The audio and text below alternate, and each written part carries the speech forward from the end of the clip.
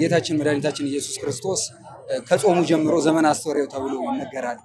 ብርሃን ኖላዊ እያለን እናነሳለን፣ እናስተምራለን፣ እናከብራለን እና ከዛ በኋላ በዓለ ልደቱን አንስተን ደግሞ እስከ እመቤታችን በዓለ ዕረፍት ድረስ ዘመን አስተርእዮ ይባላል።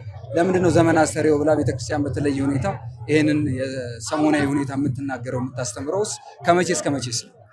በጣም ጥሩ። ቤተክርስቲያናችን የራሷ የሆነ ካሪኩለም አላት። ማንም ሰው ቤተክርስቲያን ውስጥ መጥቶ ላስተምር ቢል ልቀድስ ቢል ልናገር ቢል ዝም ብሎ ደስ እንዳለው ተገለጠልኝ በራልኝ ብሎ አይናገርም። የዓመቱ ቀለም አለ፣ የወሩ አለ፣ የሳምንቱ አለ እና አሁን ከዚህ የልደቱ ጀምሮ በነገራችን ላይ ዘመን አስተርእዮ ማለት አስተራየ ማለት ታየ ተገለጠ ማለት ነው። ብዙ ሰው መታየቱን መገለጡን ብቻ ነው የሚሰብከው የሚናገረው ወይም ደግሞ የሚያስበው። እሱ ሳይሆን ታይቶ ያሳየን ነገር አለ ለኛ ማለት ነው። ትኩረት የሚደረገው እሱ ላይ ነው። ዘመን አስተርእዮ የሚጀምረው በቤተክርስቲያናችን በዚህ በቅዱስ ያሬድ ዝማሬ ሳይሆን በሚስቱ ከጽንሰት ይጀምራል። ከብስራቱ ይጀምራል። ከዛ ልደቱን ይዞ ከዛ ጥምቀቱ አለ።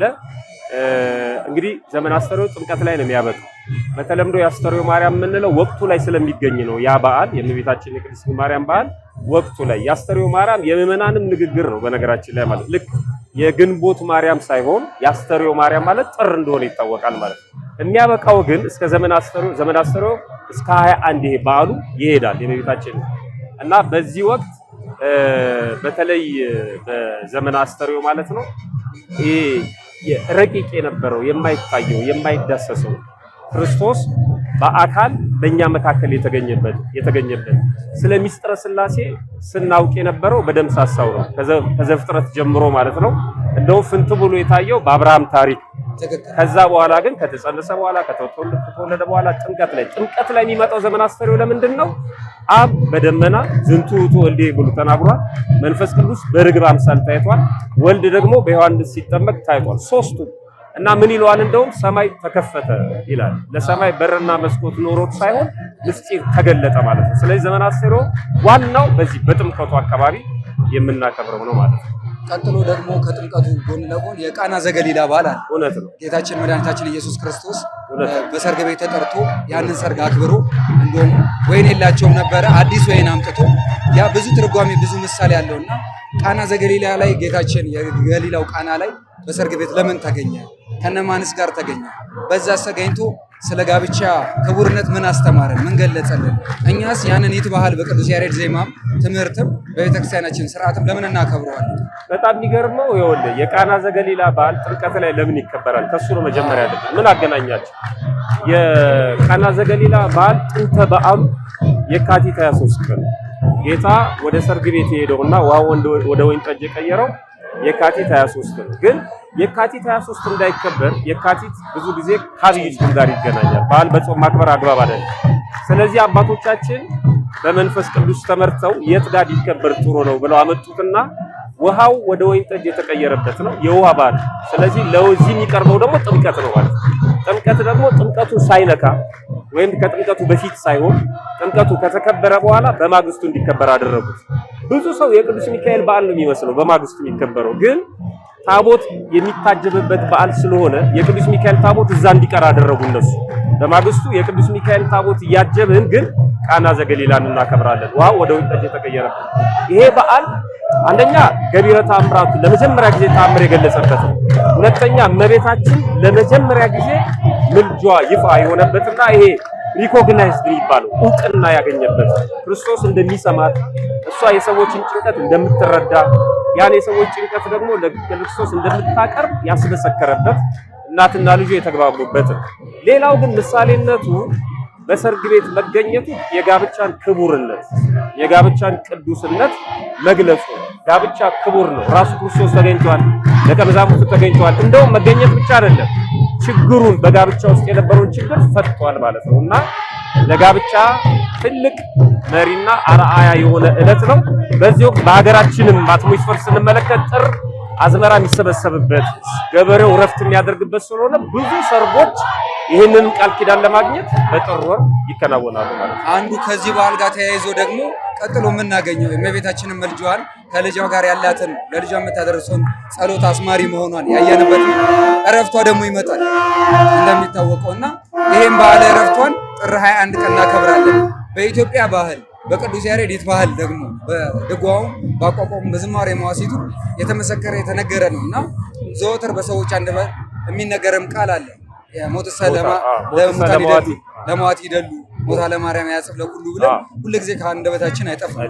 ይሄ ባህል በኢትዮጵያ ውስጥ ይሄ የጥር 21 በተለያዩ በኢትዮጵያ አካባቢዎች እንዴት ይከበራል? ለምንስ የኢትዮጵያውያን እናቶች የሚመኩበት የመተዋወቂያ የመገናኛ ሀሳብን የመግለጫ የበዓል መደምደሚያ እንደገና እረፍቷስ እንዴት በኢትዮጵያ ቤተክርስቲያን ይከበራል? አያይዘ ነገር በጣም የሚገርመው ሊቃውንቱ ምን ይላሉ መሰለ ዘመነ አስተርእዮን የክርስቶስን ጽንሰት መሰረት ያደርጋል ይላሉ።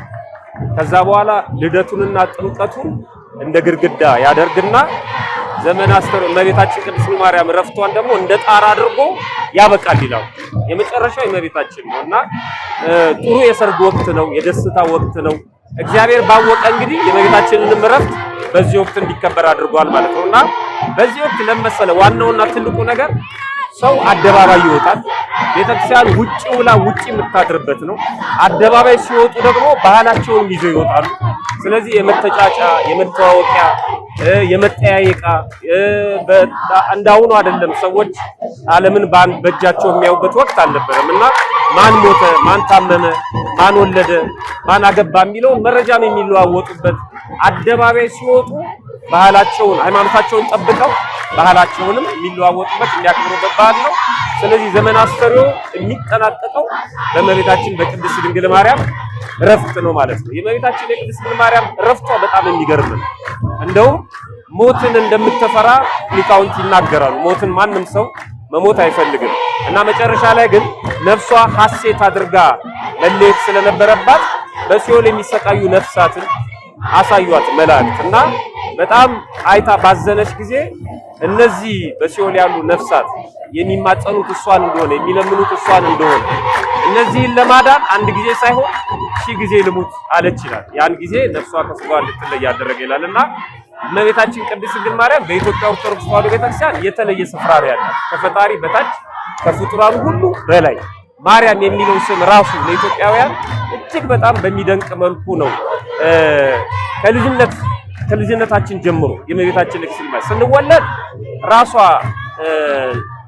አንዲት ሴት ነፍሰ ጡር ስትሆን በማርያም እጅ ተይዛለች ነው የሚባለው እና ስትወልድ ደግሞ የማርያም አራስ ትባላለች። እንኳን ማርያም ማረችሽ ነው የምትባለው። ማርያም ጭርሽን ታሙቀው፣ ማርያም በሽልም ታውጣሽ ትባላለች። ስንጫወት እንኳን የማርያም መንገድ ትንሽ ነገር ስንመለከት ማርያም ይሳመችኝ፣ የማርያም ፈረስ። ስለ እመቤታችን ስለ ቅድስት ማርያም ኦርቶዶክሳውያን በተለየ መልኩ ይሄ ማለት እግዚአብሔርን የመከለል ክርስቶስን የመሸፈን አይደለም፣ የእግዚአብሔርን ክብሩን የመግለጥ ማለት ነው። እናቱ ነች እመቤታችን ቅድስት ድንግል ማርያም። ከዚህ በላይ ደግሞ የተለየ ጸጋ የለም። እናት መሆን፣ መለኮትን መያዝ፣ መሸከም፣ አጥብቶ ማሳደግና ስለዚህ ዘመነ አስተርእዮ በእመቤታችን በዓል መጠናቀቁ እግዚአብሔር ባወቀ እጅግ በጣም ደስ የሚል ነገር ነው። የሚገርም ነው። እንደምታውቀው የጥንቷ ቤተክርስቲያን አሁንም ምስራቃውያን አብያተ ክርስቲያናት በጋራ ይህን በዓል በተመሳሳይ ጊዜ ነው የሚያከብሩት። መደምደሚያቸውም የእመቤታችን እረፍቷ ነው እና የጥምቀት አከባበራቸው የሚጠመቁበት መንገድ፣ እኛ የምንጠመቅበት መንገድ፣ ዝማሬያቸው፣ መስቀል የሚይዙበት መንገድ፣ ሊተርጂው፣ ስርዓተ ቅዳሴው፣ አምልኮ ሁሉ የሚገናኝ ነው እና የጥንቷ ቤተክርስቲያንን አንድ የሚያደርግ አሁንም ያለው የኦሪየንታልም የምስራቅ አብያተ ክርስቲያናትንም አንድ የሚያደርግ በዓል ነው። ከዚህ አንጻር እንዴት ታየዋል? በነገራችን ላይ ግብጾቹ የቀን አቆጣጠራቸው ከኛ ጋር እኩል ነው። የኢትዮጵያ ቤተክርስቲያን የቀን አቆጣጠር ቀመር የጥንቱ ማለት ነው። በተለይ ጥንታውያን ከሆኑት አብያተ ክርስቲያናት ጋር የሚገናኝ ነው። እሱ ብቻ አይደለም፣ የበዓል አከባበሩ ስሪቱ በራሱ ማለት ነው። ይሄ ዶግማው በትክክል አንድ መሆኑን የምታውቀው በዓል አከባበሩ ላይ የሚያሳዩት ነገር ነው።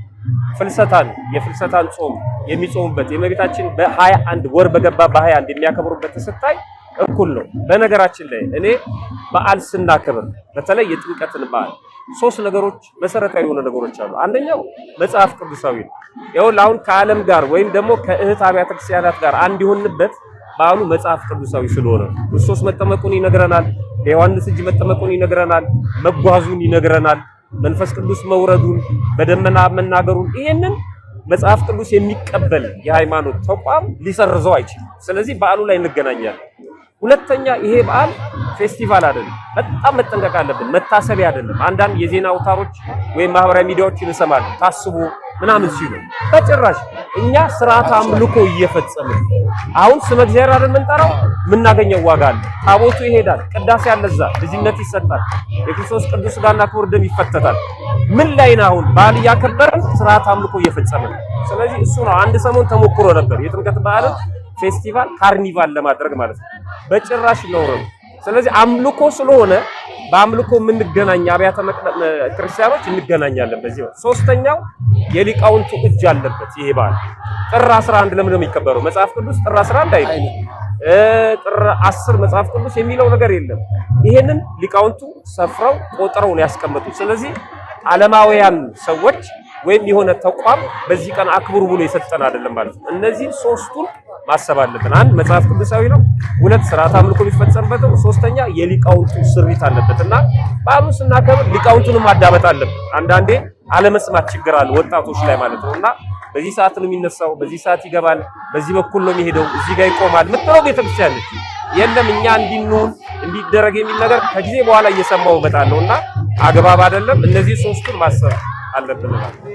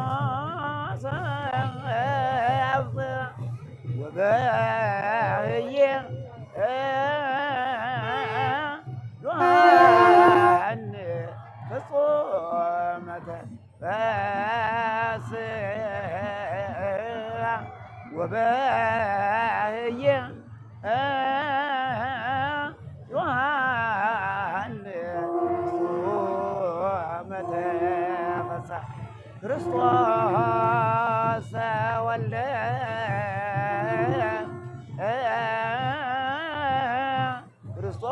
ክርስቶስ ተጠምቀ ክርስቶስ ክርስቶስ ተወልደ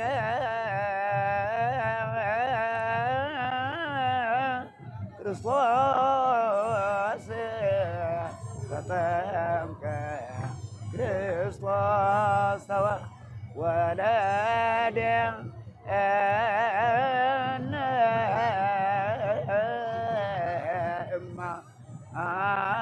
እማይ ወለደ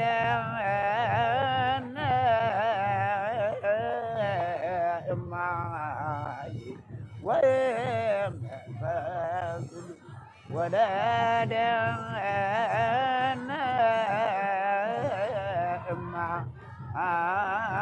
እማይ ወለደ